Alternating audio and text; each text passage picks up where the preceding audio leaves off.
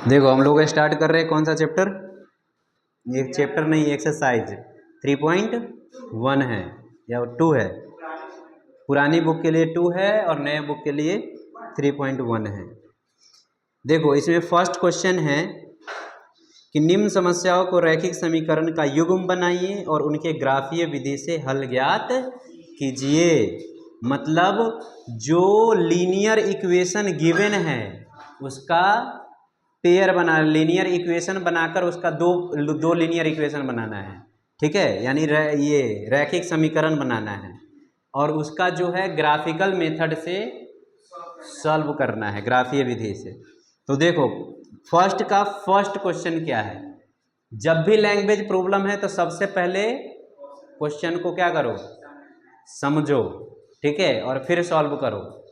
देखो कह रहा है कक्षा 10 के 10 विद्यार्थियों ने एक गणित की पहेली प्रतियोगिता में भाग लिया, यानी क्लास 10th के 10 स्टूडेंट जो है एक गणित का यानी मैथ का क्या हुआ, कंपटीशन हुआ जिसमें पार्टिसिपेट किया, भाग लिया।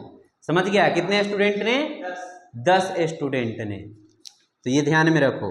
आगे क्या है, यदि लड़कियों की संख्या लड़कों की संख्या से 4 अधिक है, मतलब जो गर्ल्स है वो बॉयज से 4 ज़्यादा है, ठीक है। तो यहाँ से तुमको पता चल गया कि क्या क्या तुमको मानना है, लेट क्या क्या करना है। तो हम मानेंगे लड़कों की संख्या x और लड़कियों की संख्या y। समझ गए।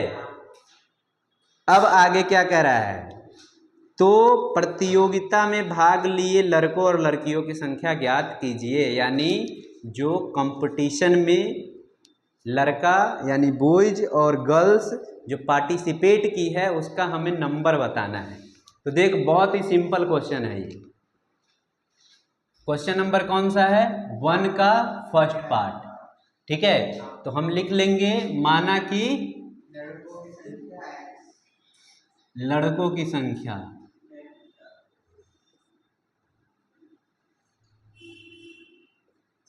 है x, ठीक है, यानी let the number of boys equals to x। आगे क्या है, लड़कियों की संख्या कितनी है, ये हम मान लेंगे ऐसे ही माना की, ठीक है,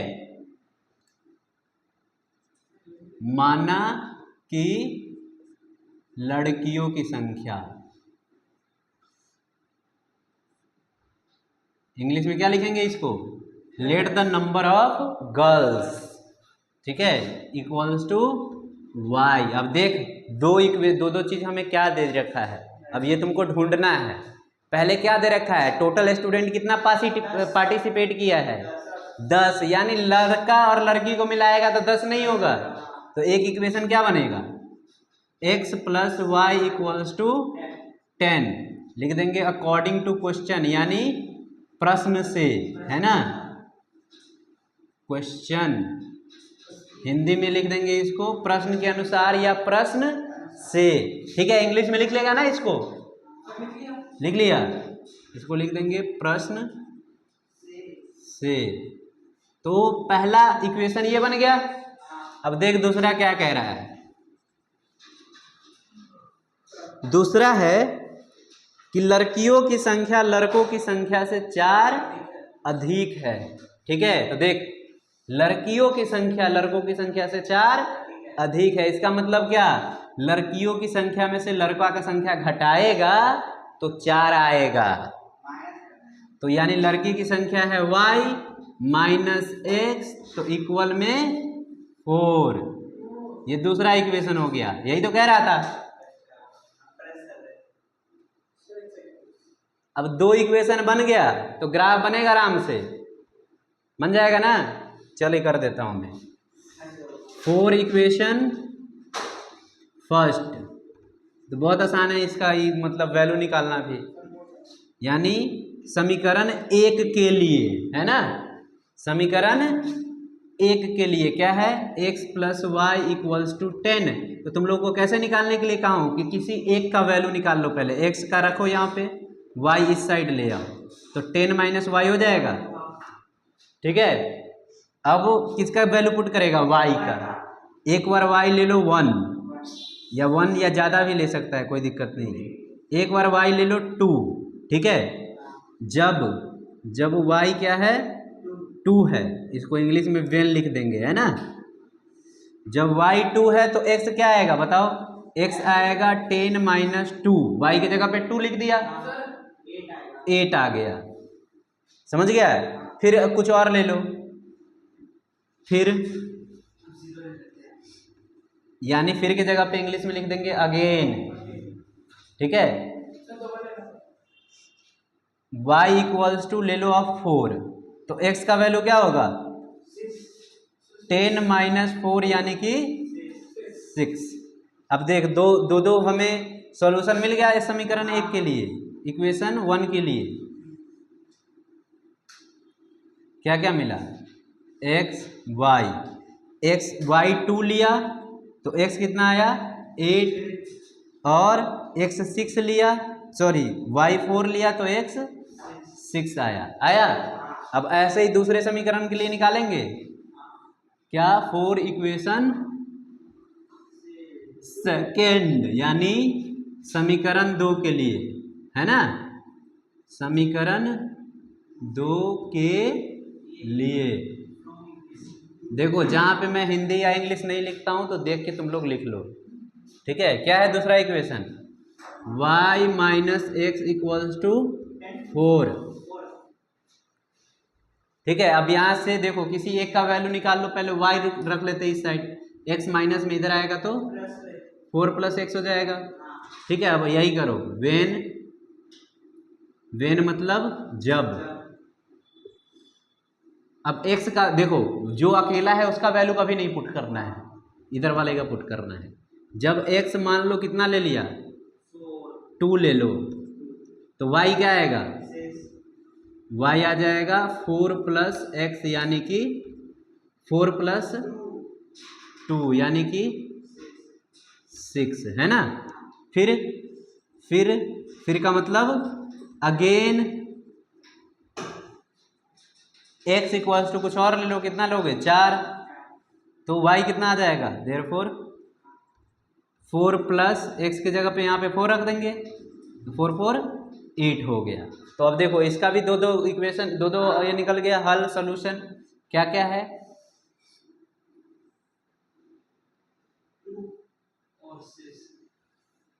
x y क्या हो जाएगा, x2 तो y 6, x2 तो y 6, और यहाँ पे x4 तो y 8, है ना। ओके, इतना समझ में आ गया। अब देखो हम इसका सॉल्यूशन यहीं पे निकाल दूँ, इसी में कर देता हूँ, चलो देखो। अब देखोगे एक चीज, तो इसमें सारा वैल्यू पॉजिटिव ही है ना, पॉजिटिव। तो वैसे हम ग्राफ बनाते हैं तो कैसा बनाते हैं, ऐसे बनाते हैं, लेकिन यहाँ पे हमें सिर्फ फर्स्ट क्वाड्रेंट का काम है, प्रथम चतुर्थांश का काम है। क्यों, क्योंकि सारा पॉजिटिव है तो इसी में काम चल जाएगा, इन तीनों की जरूरत नहीं है। तो हम बस इसी को बड़ा बना लेते हैं, इन तीनों को छोटा बना देंगे। तो कैसे बनता है ये, ऐसे बनता है, देखो ऐसे बन जाता है ये, समझ गया। तो ये हो गया x और ये हो गया y, नीचे वाला y डैश होता है और इधर वाला x डैश होता है, हमें इसी का जरूरत है तो इसीलिए इतना लिया है बस। अब देखो पहले नाम दे दो, एक काम करते हैं 10 तक है, देखो 8 तक है ना, 8 तक है, उसमें भी 8 है, तो 8 तक लिखोगे तो ज़्यादा हो जाएगा, 2 का गैप ले लेते हैं। क्या कर लेते हैं, 2 ले लिया, यहाँ पे 4 ले लिया, यहाँ पे 6 ले लिया, और यहाँ पे 8 ले लिया, और यहाँ पे 10 ले लिया। इस साइड देखो ऐसे ही इसमें भी 2 का ले लो, 2 4 6 8 और 10।